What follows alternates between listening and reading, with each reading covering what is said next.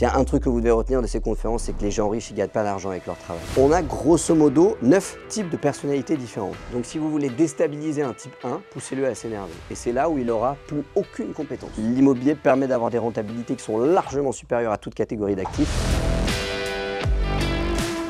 Quand on m'a contacté pour faire la conférence aujourd'hui, je savais du coup que c'était une école tech, mais je me doutais que la matière tech, c'était un truc dont vous entendez parler tous les jours, donc j'avais pas du tout envie de faire une thématique là-dessus pour ma conf, même si c'est quelque chose de très intéressant. L'immobilier, je pense que c'est pas forcément dans votre parcours ce à quoi vous pensez aujourd'hui.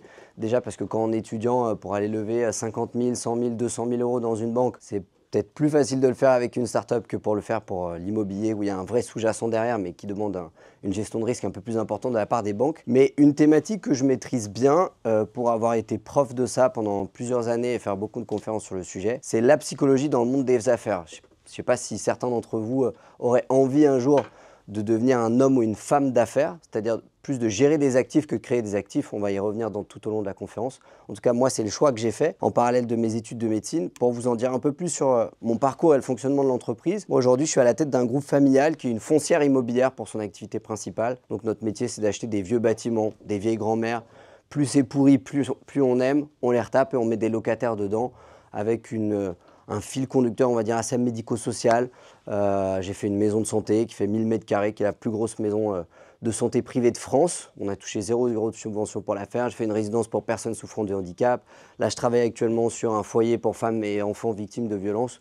Donc, c'est des thématiques qui me permettent, moi, de mon côté, de faire des ponts entre mon activité médicale. Moi, je suis en 9e année de médecine aujourd'hui, donc je suis en toute fin de mon cursus. Je suis médecin en placement. Et en même temps, la partie un peu plus business et un peu plus immobilière, qui est, on va dire, une passion de tous les jours. Donc au sein du groupe, on a plusieurs activités. Évidemment, l'activité médicale qui est connexe, qui est, on va dire, en parallèle, et c'est quand même, je pense, qui me prend le plus de temps par semaine. Moi, j'ai commencé mon parcours à la fin de ma première année de médecine. En fait, j'ai fini le concours un vendredi. En plus, on avait eu une recompo. C'était le bordel cette année-là, à Dijon. Et cette année-là, moi, je viens d'une éducation où mes parents m'ont toujours dit, malgré que voilà, mon papa soit médecin, ma mère est dentiste, donc mes parents n'ont jamais eu besoin d'argent, moi non plus. Mais arrivé en première année de médecine, ils m'ont dit, écoute, on va te donner 500 € par mois, tu dois tout payer avec ça, et le reste, tu te démerdes. Alors bon, moi, j'habite pas à Paris, mais même à Dijon, avec 500 € par mois, c'est un peu juste pour payer les frais de scolarité, plus le loyer, etc. Et j'étais passionné d'un truc quand j'étais au lycée qui s'appelait la psychologie. C'était comprendre comment les gens fonctionnent. Pourquoi est-ce que peut-être parmi vous, il y en a qui n'aiment pas d'autres? À cause de quoi ils ne les aiment pas? Pourquoi est-ce qu'ils sont obligés de communiquer ensemble? Et comment ça se passe, l'interaction entre toutes ces personnes? C'est un truc que je trouvais passionnant. J'avais même hésité à faire une fac de psycho à l'époque, pour tout vous dire. Donc à la fin de ma première année de médecine, j'étais passionné notamment d'hypnose et de programmation neurolinguistique, pour ceux qui connaissent. J'avais quelques économies de côté, je décide de me payer une formation pour devenir hypnothérapeute. Donc on était au mois de juin 2017, si je ne dis pas de bêtises, ou 2016. Et je fais ma formation pendant un mois, je me passionne pour le sujet. Je décide d'ouvrir mon cabinet en me disant, si je fais 1 ou 2 consultations le samedi matin et que je suis à l'hôpital le reste du temps, puisque j'étais du coup en 2e année de médecine, ça me paiera de quoi manger tous les mois et assurer le quotidien. Et au final, ce qui était un job étudiant de prime abord est devenu une vraie activité, puisqu'en l'espace de 6 mois, je passais de 0 à 35 consultations par semaine. Une consultation, ça coûte à peu près 80 €. Ça prend entre 30 minutes et 1 heure. En fait, 35 x 80 x 4 semaines par mois. Je vous laisse imaginer que j'étais mieux payé que mes profs à la fac en étant en 2e année de médecine. Donc tout ça m'a permis de lever de l'argent et de commencer à faire mon premier deal immobilier. Un premier appart, ensuite un petit immeuble, un deuxième, un troisième, un quatrième. En sachant que moi, j'évolue dans un secteur qui est au sud de la Bourgogne-Franche-Comté. Donc quand on est bon, qu'on a une bonne technique de chasse immobilière, on peut acheter des biens pour 800 € du mètre carré. Donc comparé à Paris, c'est dérisoire, mais avec des loyers qui sont très intéressants, qui permettent d'avoir des belles rentabilités. Donc au niveau de l'histoire du groupe, voilà à peu près depuis nos premiers achats jusqu'à aujourd'hui. Chose particulière ce matin, je viens d'avoir la réponse pour une toute nouvelle acquisition de 5 locaux commerciaux pour à peu près 1 million d'euros. Donc j'ai mis à jour les chiffres juste avant de commencer la conférence pour tout vous dire. Donc on a 122 biens immobiliers en portefeuille, dont 70% d'habitation à peu près, et le reste en locaux commerciaux et en bureaux, pour une valeur totale de 12 millions d'euros bruts et presque 1 million d'euros de loyers encaissés par an. Donc c'est vraiment la colonne vertébrale de notre business, l'immobilier, comme vous l'avez compris, et notamment l'immobilier locatif, où on fait pas mal de rénovations. À ce titre, je donne des formations qui sont destinées aux gens qui sont plutôt débutants, c'est comment passer de 0 à 1 pour investir dans l'immobilier à l'aide d'un incubateur qui a été fondé par Yomi Denzel, que vous connaissez sûrement sur les réseaux sociaux, qui est donc mon associé et mon partenaire pour ces formations. L'année dernière, on a accueilli près de 3000 clients, et tout ça au moyen d'un canal d'acquisition qui est vraiment the canal d'acquisition aujourd'hui, qui s'appelle les réseaux sociaux. C'est peut-être comme ça que vous m'avez déjà vu sur YouTube ou sur Internet. Au niveau des chiffres médiatiques, toutes plateformes confondues, j'ai à peu près 310 000 abonnés, dont 150 000 sur YouTube, qui sont les plus durs à acquérir et qui ont la plus grande valeur en termes de lead marketing. Pour ceux qui connaissent un peu le sujet, je fais à peu près 9 millions de vues par mois et je fais partie des 3 chaînes francophones avec le plus de visibilité sur la thématique IMO. Pour ce qui est de la conférence d'aujourd'hui, alors un truc, vous êtes peut-être posé la question en vous disant, dans la vie, grosso modo, on a tous besoin de gagner de l'argent. Mais on a tous envie d'être libre. Et alors, gagner de l'argent, c'est assez facile. Vous voyez, moi, je bosse avec un paysagiste pas loin de chez moi. Il prend, allez, entre 400 et 500 euros par jour de prestations. Au final, s'il bosse 10 jours par mois, ça fait 5 000 euros. S'il bosse 20 jours par mois, ça fait 10 000 euros. Sur des charges qui sont modestes, on parle de taillettes, tondeuses, etc. Ça ne coûte pas très cher. Mis à part l'essence, le gasoil pour mettre à l'intérieur, ça ne coûte rien. Mais le problème, c'est que du coup, il a un indicateur qui un jour, il ne pourra pas dépasser, c'est son temps. Et ce sera aussi le vôtre. C'est-à-dire que vous pouvez sacrifier votre vie de famille, ne pas voir vos parents, ne pas voir vos amis, ne pas sortir et gagner beaucoup d'argent. Mais ça, je pense que vous serez d'accord avec moi, en fait, ça ne fait pas rêver. En tout cas, moi, ça ne me faisait pas rêver. Arriver en 2e année de médecine, voir mes profs à la fac qui gagnaient certes peut-être 10 000 ou 10 000 euros par mois, 15 000 euros avec leur honoraire privé, mais pour bosser 90 heures par semaine, ne pas avoir de vie de famille, ne pas voir leurs enfants grandir, je me disais, putain, il faut que je trouve une solution. Et puis, dans mon parcours de thérapeute, donc, comme je vous l'ai dit, je recevais une trentaine de personnes en cabinet par semaine. Un jour, je vois un gars qui vient au cabinet, plutôt malheureux. Moi, j'avais une patientèle qui était très ciblée sur la dépression. Donc, j'avais principalement des gens malheureux. Et c'était une thématique qui me plaît particulièrement. Et cette personne, elle me dit que voilà, elle possède une des plus grosses menuiseries du coin, qu'elle se verse à peu près 1,5 million de dividendes par an. Donc, ça veut dire qu'elle gagne 100 000 euros par mois, ce qui est plutôt correct, je pense que vous l'admettrez. Et au final, il vient me voir et quand je lui demande si vous devez noter votre vie de 0 à 10 aujourd'hui, vous êtes à combien? Elle me dit 0. Là, je me dis, bizarre. Je dis, mais vous travaillez beaucoup aujourd'hui? Elle me dit, un petit peu moins, mais je travaille quand même 70 heures par semaine. Je dis, ah oui, c'est quand même un petit peu moins, ça fait quand même pas mal. Et c'est là où j'ai eu une sorte de prise de conscience où je me dis, mais comment c'est possible que ce mec qui est ultra successful, qui est reconnu à son échelle locale, qui est une entreprise florissante, qui a, je ne sais plus combien il avait de salariés, mais c'était 50 ou 60 salariés, tout le monde l'adorait, etc. Il se retrouve dans mon cabinet et il me dit, je suis malheureux, je ne sais pas comment faire pour m'en sortir. Et c'est là où, à discussion avec lui et en réfléchissant un petit peu, je me suis rendu compte que des personnes que vous connaissez, comme lui, Armancio Ortega, le fondateur de Zara et l'un des plus gros propriétaires immobiliers privés au monde, Xavier Niel, je ne vous le présente pas, François Pinault, je ne vous le présente pas non plus. En fait, ces mecs-là, il y a un truc qu'il faut comprendre, c'est qu'ils ne gagnent pas d'argent avec leur travail. S'il y a un truc que vous devez retenir de ces conférences, c'est que les gens riches, ils ne gagnent pas d'argent avec leur travail. Ils gagnent de l'argent avec ça, de l'immobilier, de l'or, des cryptos, des entrepôts, des terrains, des exploitations agricoles, ce qu'on va appeler des actifs, à l'inverse d'un passif. Demain, vous faites un crédit chez Conforama pour acheter une télévision écran plat pour regarder Netflix, c'est ce qu'on appelle un passif. C'est-à-dire que vous avez dépensé de l'argent dans quelque chose qui, au fur et à mesure du temps, va perdre de la valeur. On appelle ça une dépréciation monétaire. Demain, vous achetez un appart à Paris, bien placé, dans un quartier que vous avez sélectionné à un prix attractif, c'est ce qu'on appelle un actif. C'est-à-dire que vous avez stocké votre argent dans quelque chose qui va faire que votre argent se reproduit. Grosso modo, c'est ça, vous faites travailler l'argent pour vous. On peut parler de rendement. Alors, on sait qu'un actif avec un faible risque, c'est plutôt entre 2 et 4 %. Plus on monte, plus il y a de risque. Ce qui veut dire que plus on veut aller chercher un rendement intéressant à l'année, je mets 100 sur la table à 10 %, à la fin de l'année, j'ai 110. Plus on veut aller haut en termes de rendement, plus on a un risque-prix qui est important. Dans mon parcours, un truc qui est particulier, c'est que, grosso modo, on joue tous au Monopoly. Dans la vraie vie, je pense que c'est pour ça que vous êtes là. Et vous pensez que l'école ici va vous apprendre les meilleures règles du Monopoly pour arriver à la dernière case.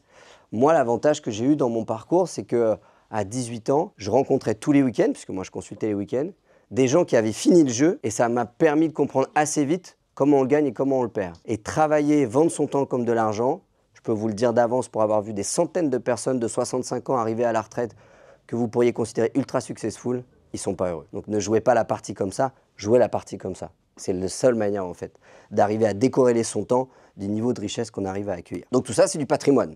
Dans la grande famille des actifs, on a deux grandes catégories, deux grandes branches. Les actifs immobiliers d'un côté, dans lequel on a l'immobilier résidentiel, l'immobilier commercial, l'immobilier industriel, l'immobilier de logistique et la pierre papier, qui est d'acheter de l'immobilier, mais sous forme de titres financiers. Vous connaissez peut-être les SCPI, Sociétés civiles de placement immobilier, où ça rentre dans la catégorie des actifs immobiliers, mais c'est quelque chose que vous pouvez payer par carte sur Internet en 5 minutes. Et deuxième grande catégorie, vous avez les actifs mobiliers, on va appeler ça, parce qu'on les définit comme mobiles, où là, vous allez avoir la bourse, les actifs numériques, et puis ensuite, on va avoir les actifs un peu plus alternatifs. Je pense aux montres de collection, aux œuvres d'art, aux voitures de collection, les bouteilles de vin à grande valeur, etc. etc. D'après vous, si on prend la moyenne des 500 plus grandes fortunes françaises, leur patrimoine, je parle bien de leur patrimoine hors entreprise, c'est constitué à combien de pourcents d'immobilier?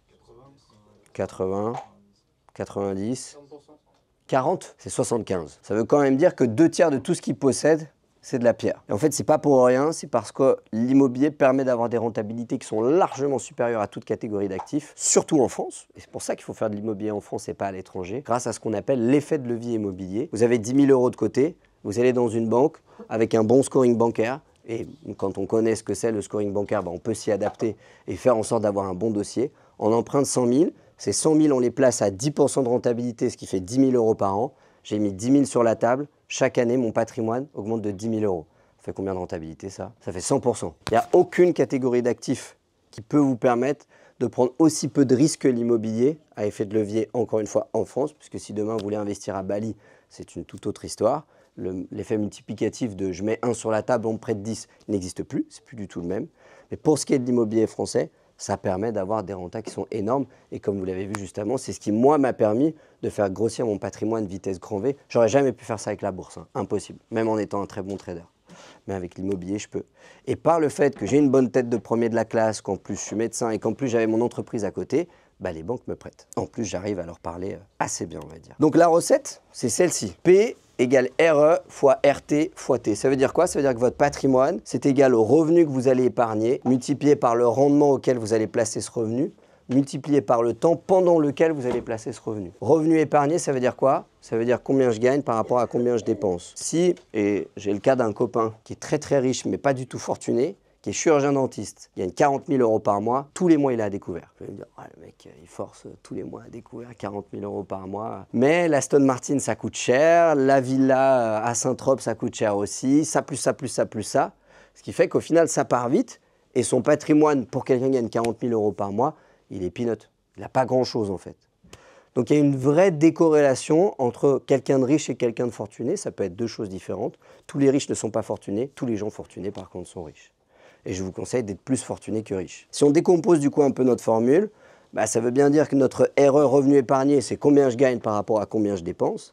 Et évidemment, le plus je gagne, le moins je dépense, le plus mon patrimoine va grossir vite puisque je peux investir cet argent. Le rendement, c'est toujours adossé au risque, comme je vous le disais tout à l'heure. Plus je cherche un rendement élevé, parce que je veux faire all-in sur le Bitcoin, parce que Bitcoin, c'est un truc de malade. En plus, il vient de toucher les 100 000 $ et tout. Il y a des applications technologiques. Ça reste quand même une catégorie d'actifs qui est assez risquée, qui est très spéculative, on l'a vu. Il suffit qu'un mec comme Elon Musk soit potentiellement au gouvernement des États-Unis et ça y est, le truc, il explose. Mais ça veut dire que si demain, Elon Musk, je dis n'importe quoi, il a un accident d'avion, il décède. Ça veut dire que votre actif, il va perdre 30, 35, 40% de sa valeur en une semaine. J'en sais rien si ça va arriver. Mais si un jour ça arrive, c'est quand même un risque qui est énorme que vous n'aurez pas avec un appartement à Paris. Donc il y a une vraie corrélation à avoir entre le risque et le rendement. Plus votre rendement est faible, plus normalement votre niveau de risque doit être élevé. Alors, la mission d'un investisseur, si vous avez envie de devenir investisseur, c'est d'arriver à trouver des actifs avec une décorrélation positive entre le risque et le rendement. Ça veut dire quoi? Ça veut dire que je veux gagner beaucoup en prenant très très peu de risques. Dans l'absolu, ça n'existe pas puisque le risque et le rendement sont directement corrélés.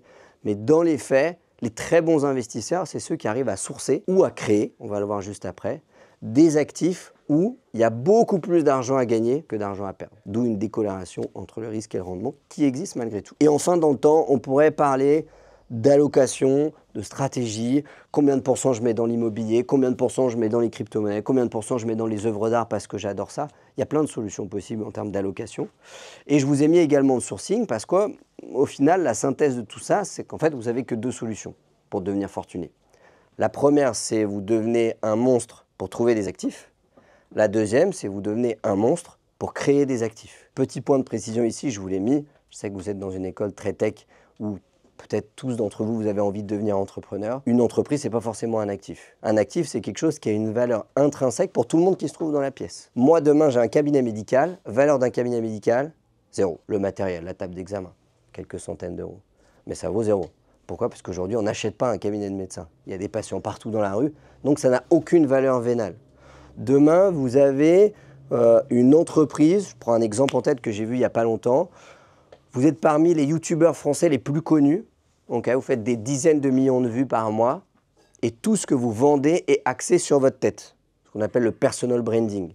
Valeur de votre entreprise, quasiment 0. Et c'est là une vraie difficulté parce que du coup, tout le business axé sur le personal branding, il a bien évidemment des facilités, il a bien évidemment des avantages. Mais s'il a une grosse faiblesse, c'est qu'au final, c'est scalable dans une certaine mesure, mais surtout, il n'y a pas d'outside possible. Ce n'est pas comme vendre une start-up qui s'appelle Pierre, Paul, Jacques, père et fils, j'en sais rien, et qui est axée sur un produit, une technologie et non pas un personal branding. Alors on pourrait dire qu'il a une belle entreprise, certes, mais ce n'est pas son patrimoine. Ça ne peut pas rentrer dans son patrimoine puisque ce n'est pas vendable. Alors le dénominateur commun, quoi que vous fassiez, dans tous les cas, sera la psychologie. Et aujourd'hui, dans la conférence, c'est pour ça que j'ai voulu vous parler de ça. C'est un sujet très transversal, je pense qu'il va tous vous toucher. Les éléments à prendre en compte, si jamais on fait un schéma assez simple de qu'est-ce que c'est la psychologie humaine, assez simpliste.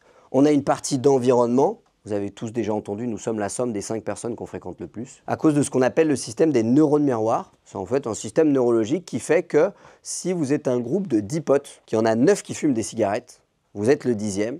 Je peux vous le dire statistiquement, scientifiquement, neurologiquement, au bout d'un moment, vous fumerez des cigarettes. Et ça, c'est la science qui l'a démontré. Si vous évoluez dans une famille où il n'y a que des milliardaires, statistiquement, vous serez un jour milliardaire, sans parler d'héritage et quoi que ce soit. C'est parce que le cerveau humain, naturellement, il va avoir tendance à mettre à niveau 2 cerveaux qui sont côte à côte, qui se fréquentent, qui discutent, qui partagent leurs valeurs, leurs projets, leurs buts, etc. Donc si ici, vous avez un groupe de potes où il y en a 4 qui disent « Non, mais moi, tu sais, je vais prendre un petit job chez BNP Paribas, service informatique, ou chez Vinci, ou à droite ou à gauche. Puis moi, tu sais, 2-3 000 euros par mois, ça me suffit, c'est très bien. » Et ça peut être un objectif. Mais que vous vous dites « Non, mais moi, je veux être le prochain Xavier Niel français. Moi, je ne veux pas être salarié de BNP ou de je ne sais quoi. » Ben, en fait, si vous êtes le 5e et que les 4 autres, ils ont cette mentalité et cet objectif de devenir salarié, la probabilité que vous deveniez le prochain Xavier Niel français, elle est quasi égale à 0. Parce que naturellement, votre cerveau, à cause des neurones miroirs, il va se synchroniser avec les cerveaux qui sont autour de vous. Donc le fait de sélectionner son environnement et l'environnement dans lequel vous évoluez, c'est le principe de cette école, hein, c'est à la fois de vous faire du carnet d'adresses, de vous apprendre des choses et d'être dans un environnement qui est aidant pour votre cerveau et pour vos connaissances. Ça va avoir un impact sur tout le reste de la pyramide, d'où le fait que c'est à la base. Ensuite, vos comportements. Dans la vie, quand on fait un truc qu'on n'a jamais fait, c'est super dur. Je ne sais pas si ça vous est déjà arrivé, commencer à travailler sur une matière, on discutait cybersécurité. Qu'en cybersécurité, vous ne savez même pas donner la définition du dictionnaire, les premiers cours de cybersécurité, ça va être un peu chaud. Et c'est normal. Mais en fait, petit à petit, imaginez que dans votre cerveau, neurologiquement, c'est un peu comme si vous demandiez à votre esprit de rouler sur une route de campagne. Imaginez, vous avez une petite Clio 2 qui a besoin de faire sa révision, tout ça qui n'est pas super solide. Et vous lui demandez d'aller rouler sur une route où il y a des nids de poules, des obstacles, il n'y a pas de panneaux, il n'y a pas de signalisation. C'est super dur et ça va vous provoquer énormément de stress. En médecine, on dira ça fera monter votre cortisol. Plus vous allez rouler sur cette route, plus votre cerveau va comprendre que vous allez venir souvent sur cette route. Donc au début, il va la transformer en une route de campagne. Ce n'est pas encore le top du top, mais vous arrivez déjà à rouler un petit peu plus vite. Il y a des automatismes qui se créent et il y a même du plaisir qui arrive à partir de ce moment-là. Et si vous continuez d'insister dans la cybersécurité, cette route de campagne va se transformer en route nationale. Et si vous insistez encore, la nationale va devenir une autoroute, puis ensuite le périph' parisien, où là, on peut rouler à n'importe quelle vitesse. Donc, plus vous faites de quelque chose, plus ce quelque chose sera facile pour vous. Et ça, c'est scientifique. Ouais. En réalité, la courbe de progression est pourtant la plus forte au tout début. Oui, parce que c'est là où on n'a pas du tout de savoir et c'est beaucoup plus dur de transformer une route de campagne, de goudronner la première fois et de mettre les premiers panneaux, faire passer une nationale en autoroute. En fait, c'est pas si compliqué que ça, métaphoriquement. Et puis il y a aussi un phénomène que aujourd'hui, la plupart des gens, et je pense que les études qui sortent sur le sujet sont vraiment en faveur de ça, sont un petit peu hyperactifs. C'est-à-dire que c'est plus facile pour le cerveau humain d'être moyen partout que d'être expert dans un domaine. Et parce que le cerveau humain est fait de cette façon-là. Il va préférer butiner à droite à gauche plutôt que de dire « moi je veux devenir un crack en cybersécurité ». D'où le fait que le début de la courbe de progression est un petit peu plus accéléré et d'où le fait aussi qu'il y a tout à faire. Une fois que vous êtes déjà, je sais pas, parmi les 10 premiers ingénieurs informatiques en cybersécurité reconnus sur la place, vous avez fait des études, vous avez publié des articles de recherche, tout ça, vous êtes renommé, d'aller être dans le top 10 mondial, c'est au final beaucoup plus dur, mais par contre, le chemin à parcourir en termes de courbe de progression, il est moins loin que de passer de 0 à une nationale. C'est logique. Les capacités, donc tout le monde, quand on apprend un truc, on passe par 4 phases. Premièrement, inconsciemment incompétent.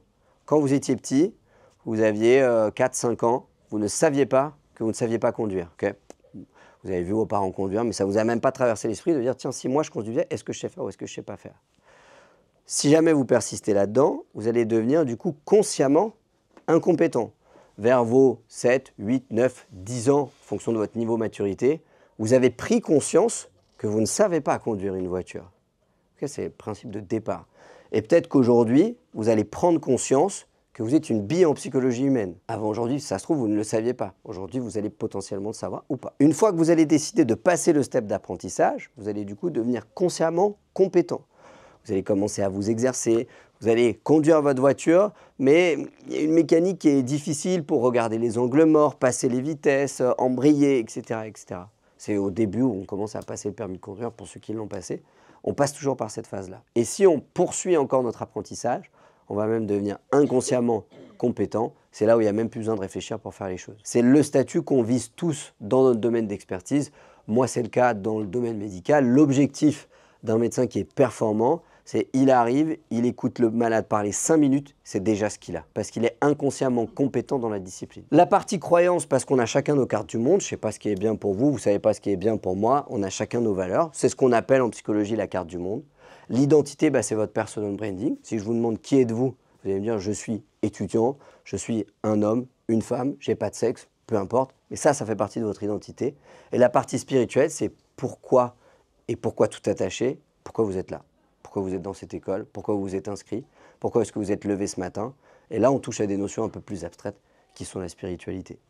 Alors maintenant, imaginez que dans la vie de tous les jours, dans les affaires, la sphère perso, tout ça, vous sachiez exactement comment fonctionne la personne qui est en face de vous. Ce serait incroyable. Imaginez que vous ayez en fait le mode d'emploi du cerveau des gens qui sont autour de vous. Mais en fait, ça existe et ce qui va gérer tout ça, c'est ce qu'on va appeler grosso modo notre personnalité, où on peut faire des grandes thématiques. Et le modèle que je voulais vous présenter aujourd'hui, c'est pour moi un des plus complets, il s'appelle l'énéagramme. C'est un modèle qui est utilisé dans pas mal d'écoles de commerce aux États-Unis, dans les organismes bancaires qui utilisent ça pour faire du profilage de clients, les compagnies d'assurance également, dans l'enseignement. Alors c'est un modèle qui vient plutôt d'une thématique anglo-saxonne, on va dire, mais qui est vraiment enseigné partout dans le monde. Et moi, je vais vous en présenter les principaux aspects. Alors l'énéagramme, c'est cette figure que vous voyez là, qui stipule qu'on a grosso modo 9 types de personnalités différentes. Ce n'est pas un modèle qui est normatif, il ne faut pas que vous voyez ça comme étant, ça met les gens dans des cases, tout ça, parce qu'en fait, des cases, il y en a plein, il y en a près d'une centaine, parce qu'on peut avoir une base, ici vous avez tous chacun une base, qui va de 1 à 9, je vais vous les présenter juste après. On peut avoir également déployé des ailes, on appelle ça, donc si par exemple vous avez une base en 3, vous pouvez avoir développé une aile en 2 et c'est tout, ou une aile en 2 et une aile en 4, ou juste une aile en 4, donc ce qui augmente le nombre de combinaisons possibles. Et on a également des pistes de ce qu'on va appeler les intégrations et les désintégrations. Quand je me sens bien, le 3 va suivre la flèche verte et prendre les bons aspects et les qualités du type 6.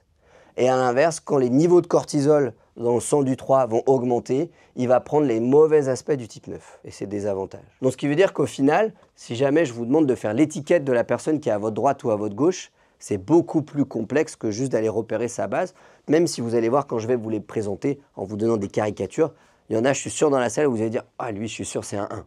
Il n'y a pas de doute. Mais si vous savez ça, vous savez quoi dire, comment le dire, quand le dire, pour faire en sorte que la personne en face de vous aille dans votre sens. Imaginez si vous avez le mode d'emploi du cerveau d'une personne quand vous négociez un deal, une levée de fonds avec un banquier par exemple, si jamais vous êtes start-upper. C'est énorme comme outil. Et bien ça, c'est un outil qui est transversal tout ce que vous ferez dans la vie. Quand vous serez manager, que vous allez construire une équipe autour d'un produit, vous savez, vous allez apprendre, en tout cas aujourd'hui, je vais vous le montrer, qu'il y a des bases qui ne peuvent pas fonctionner ensemble. Parce qu'il y en a un qui déteste ce que va faire l'autre et l'autre, il déteste ce que va faire l'un.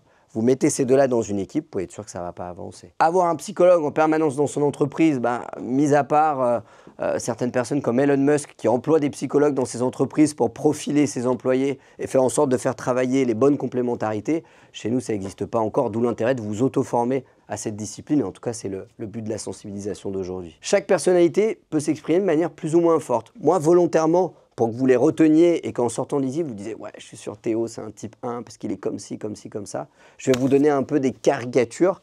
Bien évidemment, on peut être un 1 très prononcé ou un 1 un peu effacé. Il y a des gradients.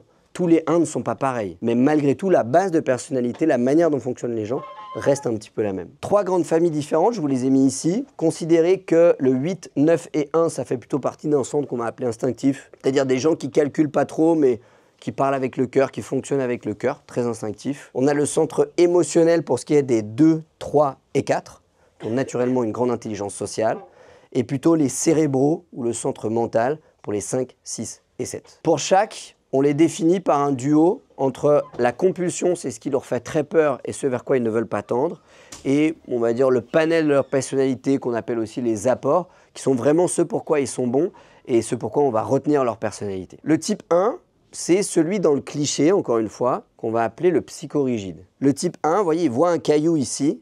Déjà, quand il passe dans la salle, il le voit.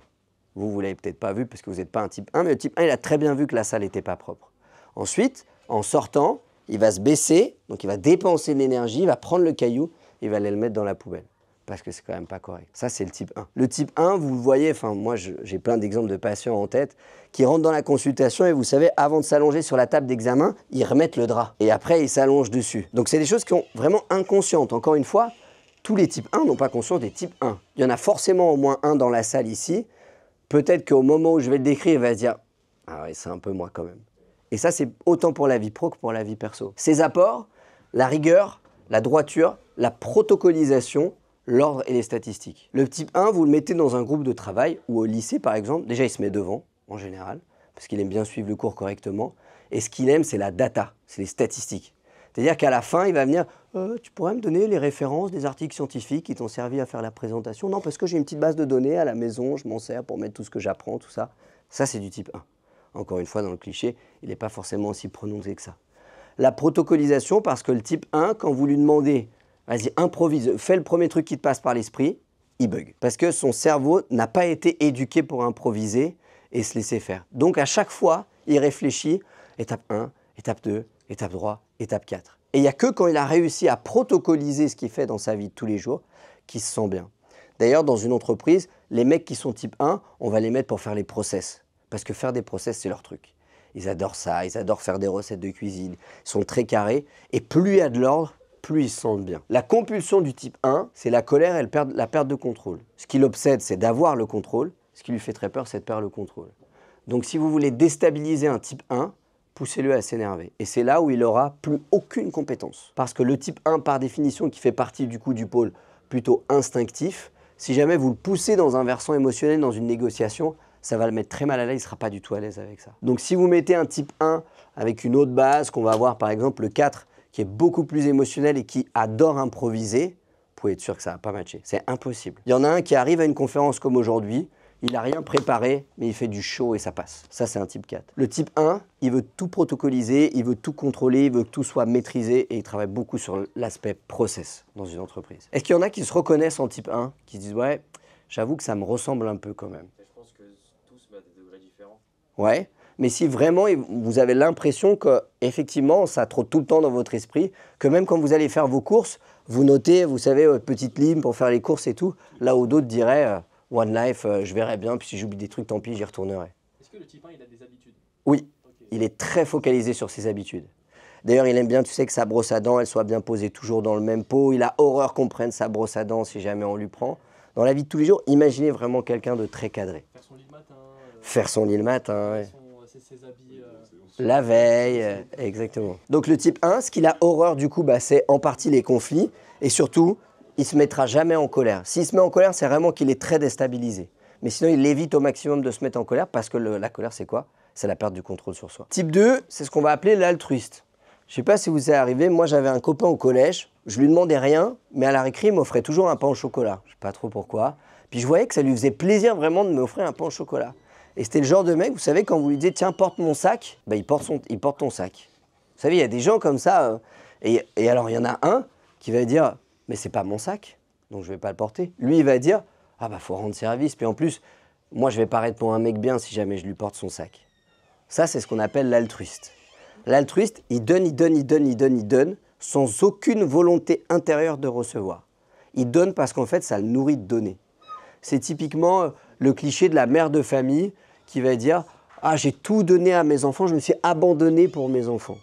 Et c'est vrai, c'est-à-dire qu'elle, elle n'existe plus et ses enfants passent d'abord. Ça, c'est plutôt une base en deux. C'est le cas d'une grande partie des mères de famille par le côté maternel.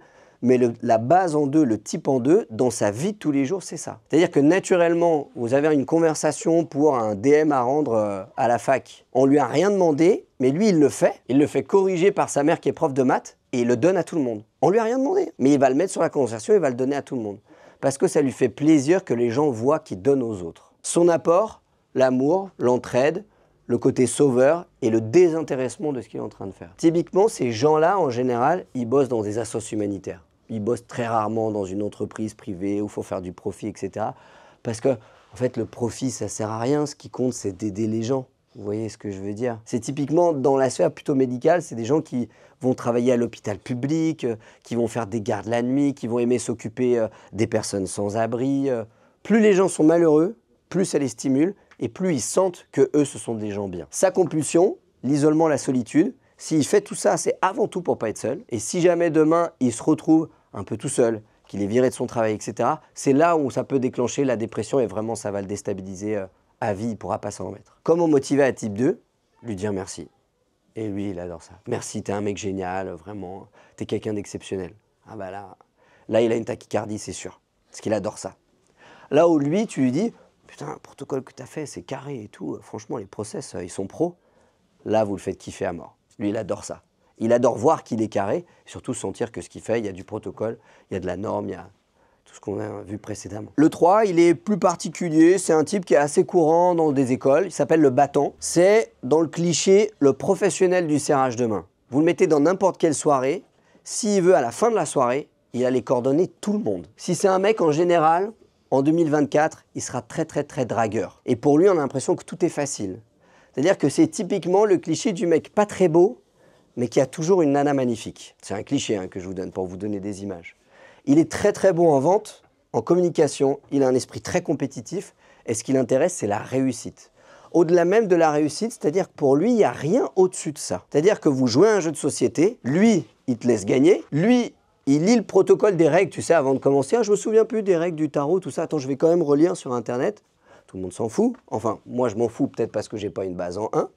Lui, il te laisse gagner parce qu'il dit « Ah, mais moi, j'aime bien, tu vois, quand il y a une bonne ambiance et tout, on se prend pas la tête. Et puis, moi, je m'en fous de gagner. Moi, je joue pour jouer. » Le dicton de « Le plus important, c'est de participer », ça a été inventé par une base 2. Okay. Le 3, il dit « Non, mais moi, jeu de société ou pas de jeu de société, si je perds, je te préviens, je triche. » Ça, c'est une base en 3. Donc, le cliché du vendeur de voitures, vous savez, qui passe partout, qui a le côté social très facile, etc. Ça, c'est de la base en 3. Ce qui lui fait très peur, c'est l'échec. Il n'y a rien qui le démoralise plus que ça. D'ailleurs, pour lui, même s'il a une vision de la réussite assez haute, encaisser les échecs, c'est chaud, quoi. Là où lui, il peut faire des recettes de cuisine quasiment jusqu'à la mort. L'échec, c'est pas forcément ce qui va le stimuler le plus. Lui, il est très attaché à ça. Quand vous avez un Will Smith, acteur américain, vous connaissez tous, qui dit sur un plateau télé, si jamais on monte tous les deux sur un tapis de course, il y a 2 solutions. C'est soit tu t'arrêtes en premier, soit je meurs d'épuisement. Ça, c'est un vrai dicton d'un type 3. C'est-à-dire, je préfère mourir que de perdre. Et je préfère y laisser mon honneur, ma famille, tout ça. C'est le gros piège du type 3. C'est qu'il n'y a rien qui passe avant la réussite. Après, une fois qu'on aura fait le tour, je vous donnerai des indices qui vous étiquent vers telle ou telle base. Mais typiquement, lui, il est habillé comme un beau gosse, comme une belle gosse. Lui, en général, pas trop. Déjà, c'est un premier indice. C'est-à-dire qu'une personne très soignée sur soi, s'il est en costume cravate, qu'il n'y a rien qui dépasse, mais du classique, ça peut t'orienter vers ça. Si c'est un mec qui a la dernière paire de chaussures à la mode, ça peut t'orienter vers ça. Si c'est quelqu'un d'à peu près normal, tu peux t'orienter vers le type 2. Mais encore une fois, c'est toujours une somme d'informations qui t'amène à supposer que la base de la personne en face de toi, c'est ça. Mais la certitude, il faudrait 1 heure d'entretien psychologique pour le savoir. Mais il y a quand même des indices qui ne trompent pas. Et je suis sûr déjà qu'avec les 3 que vous ai dit là, dans votre promo, vous avez dit « Ouais, lui, c'est sûr, c'est le cliché du type 2. Ouais. Comment on fait quand on se reconnaît sur tous les types? Alors, petit à petit, quand je les aurai tous faits, il y aura forcément une dominante, mais c'est possiblement que tu as développé des ailes, voire même des pistes d'intégration et de désintégration. J'y viendrai juste après, tu vas mieux comprendre. Les bases sont développées dans l'enfance. Le cerveau humain, vous savez, hein, ça se forme principalement de nos 0 à nos 7 ans et demi, 8 ans, parfois 9 en fonction des études et différemment en fonction de si c'est un homme ou une femme. Mais grosso modo, la base à 10 ans, on l'a. D'ailleurs, vous regardez des gamins dans une classe, vous preniez cette grille-là, vous allez arriver à repérer, ah ouais, ça c'est le 2, il porte le sac de tout le monde. Ah ouais, ça c'est le 3, c'est celui qui parle fort, qui fait tout le temps des conneries. Ah ouais, ça c'est le 1, il est au premier rang, il a des lunettes bien rondes, il écoute la prof, il est super sage, il dit bonjour madame, merci madame, au revoir madame. C'est des clichés encore une fois, mais c'est des choses qu'on arrive à repérer, surtout au sein de l'école où il n'y a pas de filtre, pas autant que quand on est adulte. Le cas, je le connais pas mal parce que j'ai un membre de ma famille assez proche qui est 4. C'est la personne, elle fait jamais, jamais, jamais comme il faut faire. C'est pour ça qu'on l'appelle l'artiste. L'artiste, c'est, vous lui dites il faut venir à telle heure, il vient jamais à l'heure. C'est, vous lui dites le devoir, il faut faire ça, ça, ça, il va pas le faire. Il va tout le temps être hors sujet, il va partir en live complet. Parce que l'artiste, ce qu'il a comme qualité première, c'est la créativité. D'ailleurs, souvent, ils vont vous dire, mais les gens ne me comprennent pas parce que je suis trop créatif. Ça, c'est typiquement le cliché du 4. Là où là, il va dire, complètement taré celle-là. Je pense à une femme, parce que le membre de ma famille, en l'occurrence, est plutôt une femme en base en 4. Originalité, émotion, spiritualité, c'est quelqu'un qui a un intérieur très très riche. D'ailleurs, qui va lire des bouquins sur le sujet, qui va se renseigner. C'est quelqu'un qui va plutôt être très intéressé par ce genre d'outils pour comprendre comment je fonctionne, comment comprendre les autres, comment rentrer en connexion avec les autres. Une notion de spiritualité qui est assez forte aussi. Et sa compulsion, c'est la banalité ou la normalité. C'est ce qui lui fait très peur. Vous dites à une base en 4, ouais, en fait, t'es comme les autres. Ah ben là, il se bouffe la rate. Pour une base en 4, c'est très très dur d'entendre ça. Et il va très très très mal le prendre. Là où le type 3, il s'en fout un petit peu. L'altruiste, si vous lui dites c'est bien ce que tu as fait, je suis fier de toi, etc., ça le nourrit. Le type 1, vous l'avez compris, c'est la rigueur. Donc on peut tout à fait avoir une base en 3, une aile en 4 et une aile en 2. Les ailes se développent plutôt à l'adolescence ou à la période de jeune adulte. Parfois un petit peu plus tard, mais c'est plus rare en termes de statistiques. Et des fois, ça ne se développe jamais. C'est-à-dire qu'il y a des gens, ils ont une base en 4, ils n'ont jamais développé leurs ailes, et ils se portent très bien comme ça. Ce n'est pas du tout indicatif du niveau de bonheur ou quoi que ce soit. La base en 5, c'est l'expert, l'observateur, la connaissance. Pareil, j'ai une personne dans mon entourage qui est plutôt experte. Vous parlez de n'importe quel sujet, elle a tout lu, elle connaît tout sur tout. Et elle connaît tout mieux que vous. C'est-à-dire, vous êtes musulman, vous parlez d'islam à la cafette le midi, elle n'est pas musulmane, elle ne croit pas en Dieu, mais elle a lu le Coran et pas vous. Et elle connaît tous les versets du Coran. Parce que, de base, ce qu'elle adore, c'est que c'est un aspirateur à connaissance. Le 5, il adore lire des bouquins. D'ailleurs, il a souvent une pile de bouquins comme ça qui n'est pas encore lu dans sa chambre. Mais vous savez, il les commande d'avance pour toujours avoir un peu de stock. Au cas où, tu comprends, j'ai des cours qui sautent et tout, il faut que je me mette à lire. Il faut que j'ai un peu d'avance parce que qu'est-ce que je vais faire si je n'ai pas de bouquin? Encore une fois, c'est un cliché que je vous donne. Précision, indépendance, très attaché à son indépendance. Et sa compulsion, c'est la prise de risque, l'inconnu. Si vous l'emmenez sur un territoire qu'il ne connaît pas, il va tout de suite rougir, être très mal à l'aise, se mettre à bégayer, etc. Parce que s'il obsède, c'est de connaître et de maîtriser. Le 6, c'est celui qu'on appelle le loyal. Son apport principal en termes de valeur, ce sera la fidélité, la morale, le sens du devoir, la notion de transcendance, c'est-à-dire de servir une cause qui est plus grande que lui. Donc c'est typiquement des gens qui sont naturellement un petit peu plus croyants, qui croient en Dieu, qui ont une communauté, qui font des dons. Ça peut faire un peu penser à l'altruiste, mais par notion de morale. Et eux, ils disent souvent dans leurs phrases, ce que tu fais, c'est mal. Ah, c'est pas bien ce que tu fais. Typiquement, le type 6, dans un groupe de potes, il y en a un qui fait de l'adultère, qui trompe sa nana. Le type 6, ça casse quelque chose. C'est-à-dire que pour lui, c'est important de faire le bien. Et si tu fais pas le bien, on ne sera pas copains. Et attention, le bien et le mal, c'est une notion qui est très personnelle. Mais le bien dans le sens assez catholique du terme, dans le sens assez chrétienté du terme, on va dire. Ouais. C'est pas, il a plutôt des valeurs à lui propres. Si, c'est ça. Mais dans la majorité des cas, ces valeurs, elles sont dans un modèle hérité historiquement plutôt judéo-chrétienne. Donc le type 6, admettons, on est potes tous les deux. Demain, tu me dis, bah écoute, voilà, j'étais en soirée et tout, j'ai embrassé telle nana alors que tu es marié et que tu as des enfants. Je vais avoir du mal à ce qu'on reste copains. Parce que pour moi, ça se fait pas. Là où lui va dire, ah bah faut pas juger. Chacun a son expérience personnelle, on ne peut pas juger les gens. Lui, il juge. Et lui, il vous dit si vous êtes un mec bien ou si vous n'êtes pas un mec bien. Il vous le dira peut-être pas par respect, mais par contre, au fond de lui, il va le penser. Et si vous n'êtes pas un mec bien, au bout d'un moment, il ne traînera plus avec vous. Okay, parce que pour lui, c'est ça qui est important. Vous avez ensuite le type 7. Le type 7, c'est l'épicurien. J'en ai un dans ma famille aussi, je connais assez bien ce type-là. L'épicurien, ce qu'il a horreur, c'est qu'on lui dise quoi faire et il déteste faire tous les jours la même chose. Ses apports, c'est plutôt la joie, l'optimisme, la positivité, la liberté et le côté un peu multitasking. L'épicurien, moi j'en ai un, je le croise quasiment toutes les années au Nouvel An. L'année dernière, il me disait qu'il allait monter une start-up. Cette année, il va me dire qu'il se lance dans l'investissement dans les chevaux de course. L'année prochaine, il va me dire qu'il va monter un éco-village pour être 100% autonome dans sa maison. L'année d'après, il va me dire qu'il fait rien. L'année d'après, il va me dire qu'il s'est mis à la muscu puis il a pris 40 kilos. C'est-à-dire qu'à chaque fois que vous le voyez, il a toujours un truc en tête différent. Et en fait, c'est ce qu'il aime. Ce qu'il déteste, c'est le fait de tout le temps faire la même chose. Là où lui va être super heureux de tout le temps faire la même chose. Parce que ça le fait kiffer, devenir bon dans ce qu'il est en train de faire. Et il va d'ailleurs souvent dire de lui, sa compulsion, c'est la norme, la difficulté. Plus vous lui mettez de normes, plus vous le cadrez, plus vous lui demandez des horaires, plus vous lui demandez d'être présent à telle réunion, à l'heure, etc., moins il va le faire. En plus, il a un esprit, l'épicurien, de contradiction qui est naturellement assez fort. C'est-à-dire, vous voyez, la conférence commence à 13h15. Lui, dans sa tête, il sait déjà qu'il va arriver à 13h20. Parce que lui, il s'en fout de ce qu'on lui a dit. Parce qu'il est épicurien. Donc, il ne suit pas le protocole, il ne suit pas les règles. Là où le 1 installé au premier rang va dire oui, encore lui, comme tous les cours. Le 8, donc le leader, ses apports, c'est le courage, l'autorité, la force, le côté collectif, le combat et la justice. Le leader, il a une part en lui qui est naturellement un peu violente. Pareil, j'en ai un dans ma famille assez proche qui a vraiment ce type de personnalité-là. Et ce qu'il déteste, c'est la faiblesse. Il n'y a rien qui l'insupporte plus que ça. Et un côté un peu individualiste aussi. C'est-à-dire que le 8, naturellement, dans un groupe, ce sera le patron. Ce ne sera pas le patron sympa comme lui. Lui, vous savez, c'est le patron, il vient vous voir, il vous serre la main, il vous dit « ça va, tu vas bien ?» alors qu'en fait, il vient de réduire votre salaire. Parce que lui, il est comme ça. Mais en fait, c'est plus fort que lui. Lui, il vous mentira jamais. Par contre, si vous avez fait de la merde, il vous dira « écoute, il faut que je te voie, là, tu as fait de la merde. Et ça va pas, il faut qu'on rectifie. » Okay, il a un côté très franc, voire même un peu violent, c'est-à-dire que vous êtes à Paris, vous vous garez un peu trop proche de lui, s'il est énervé, il va vous péter votre rétro.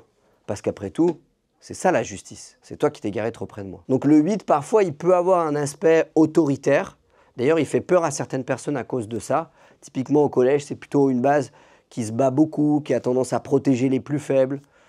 Et parfois, ça peut faire un petit peu peur aux autres types. Ça peut notamment faire peur aux 3, puisqu'en général, quand il y a une place de chef, c'est le 3 et suite qui se la bataille. Lui, il est prêt à mourir à la guerre. Lui, s'il peut pas faire la bataille, rester général et quand même gagner, ça lui va bien. Lui, c'est Léonidas dans les Spartiates, force au honneur, mourir ou périr. Dernière base, la base en 9, celui qu'on appelle le médiateur. On l'appelle aussi le niveleur, parce que lui, ce qu'il aime, c'est que tout le monde soit content. C'est un peu la culture du compromis. CF Michel Barnier, parce qu'il a plutôt une personnalité qui se rapproche un peu du 9. Il est patient, il est bienveillant, il est plutôt attaché à la justice également comme le 8. Et ce qu'il déteste, c'est les conflits et l'injustice. Donc il va fuir ça en permanence. Et là, vous avez vos 9 types de personnalités. Le médiateur, typiquement, vous êtes entre potes, vous sortez de soirée, il faut choisir ce que vous allez acheter à manger. Lui, il va essayer de trouver une solution qui satisfasse le plus grand nombre, mais pas tout le monde.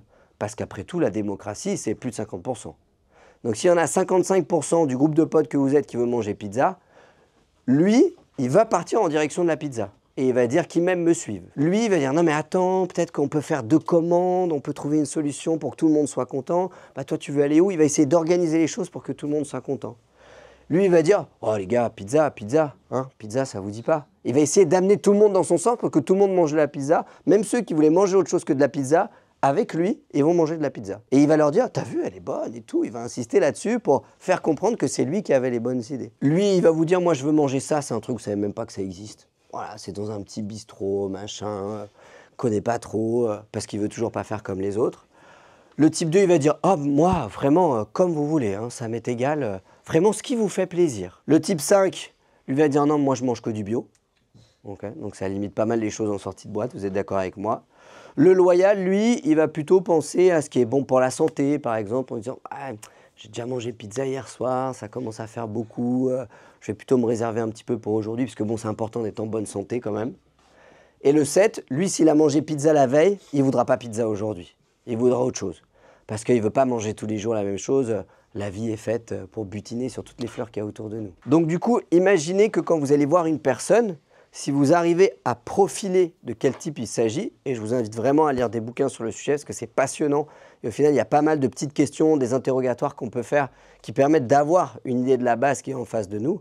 Bah forcément, dans le cadre d'une négociation, d'une discussion avec un banquier, avec un prof parce que vous avez rendu votre devoir en retard, tout ça, ça va énormément compter. On pourrait même dire qu'il n'y a que ça qui va compter en fait. C'est-à-dire que si vous savez exactement quelle est la base de la personne en face de vous, bien évidemment, c'est jamais du 100%, mais ne serait-ce qu'à 90%, vous avez beaucoup plus de chances d'obtenir ce que vous voulez, quoi que vous fassiez dans la vie. Et c'est pareil pour vos relations de couple, vos relations familiales, etc. Si vous savez que dans votre famille, il y a un 2, il y a un 4 et il y a un 1, c'est beaucoup plus facile à gérer que si vous ne le savez pas. Parce que vous savez exactement ce qui va énerver l'un, ce qui va plaire à l'autre, et donc vous pouvez faire ce qu'on appelle une solution de compromis. Donc voilà, pour moi, c'est vraiment, je dirais, de tous les gens qui ont énormément réussi dans leur vie, et j'ai eu la chance d'en croiser beaucoup, la différence, c'est vraiment ceux qui maîtrisent ça.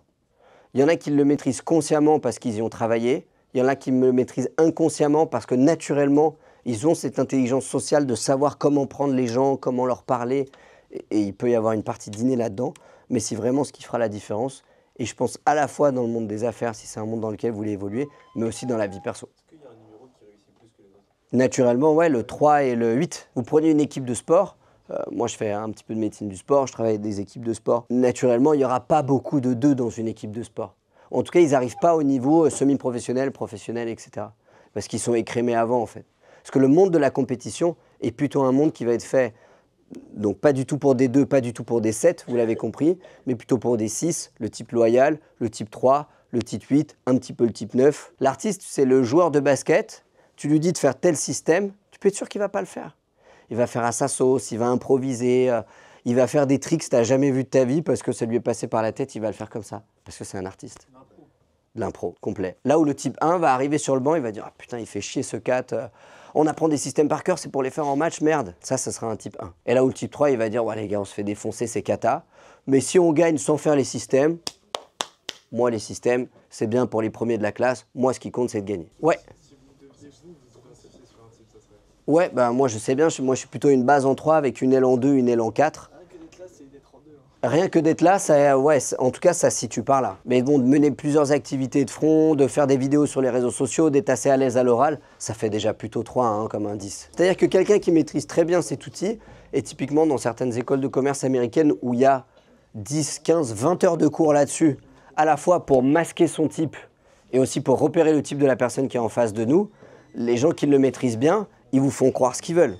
Et du coup, s'ils ont repéré que vous étiez un 3, ils vont faire comme s'ils étaient un 3 alors qu'ils sont là, ok? Parce qu'ils ont très bien compris que vous étiez 3 et naturellement, les 3 aiment être avec des 3, les 2 aiment être avec des 2, les 1 aiment être avec des 1 parce qu'on a toujours envie d'être avec quelqu'un qui nous ressemble. Et du coup, si moi, par exemple, je le maîtrise, bah, dans une négociation, si je suis avec un artiste, je vais lui dire « Ah, mais je sais pas, je fais de la médecine parallèle, je suis spirituel, je lis des bouquins là-dessus, je crois à la vie après la mort. » Et ça, c'est des trucs où le type 4, il va se dire « Putain, il est comme moi. Il est comme moi, je sens qu'il est un peu comme ça, mais il est comme moi. » Et forcément, la négociation est plus facile. Ouais. Du coup, ça marche en vrai, mais si c'est par exemple un client qui veut prendre au téléphone, c'est comment? Ah bah, tu peux lui poser tout un tas de questions pour essayer de l'orienter. Par exemple, vous, monsieur, quand vous devez choisir un produit à acheter, comment est-ce que vous fonctionnez? Est-ce que vous regardez sur Internet ou c'est plutôt en fonction de la présentation de la personne?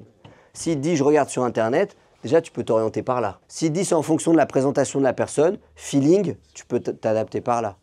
Et petit à petit, et d'ailleurs Jordan Belfort que vous connaissez, le loup de Wall Street, lui alors je ne sais pas s'il utilisait l'énéagramme, mais il avait un profilage de ses clients qu'il utilisait pour leur vendre des actions au téléphone, plus des actions à quelques centimes, donc c'est plus dur de vendre un truc à quelques centimes qu'un truc à 3 000 €. Ce n'est pas du tout le même type de clientèle.